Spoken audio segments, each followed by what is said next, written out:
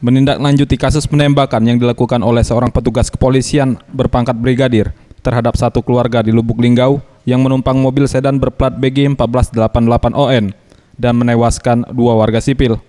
Kapolda Sumsel saat ditemui usai gelar perkara narkoba yang dilakukan di halaman Mapolda Sumatera Selatan mengatakan, saat ini pihaknya tengah menyidik berkas perkara Brigadir K dan akan memeriksa saksi yang juga merupakan pengemudi mobil sedan tersebut. Pemeriksaan saksi dan rekonstruksi perkara akan segera dilakukan usai perawatan intensif dan proses recovery korban yang tengah dilakukan pihak rumah sakit di Linggau. Kasus Linggau, penyidik sedang melengkapi berkas perkara. Untuk saksi pengemudi belum bisa dilakukan pemeriksaan, menunggu dari dokter yang di Lubuk Linggau karena memang belum bisa keluar dari rumah sakit, maka kita fokuskan untuk recovery dan penyembuhannya dulu, baru kita lakukan pemeriksaan.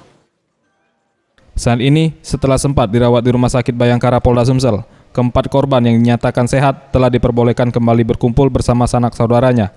Serta pihak Polda Sumsel juga memastikan menjamin seluruh biaya pengobatan, termasuk biaya kontrol rutin yang akan dilakukan oleh para korban. Tim Liputan Sriwijaya TV.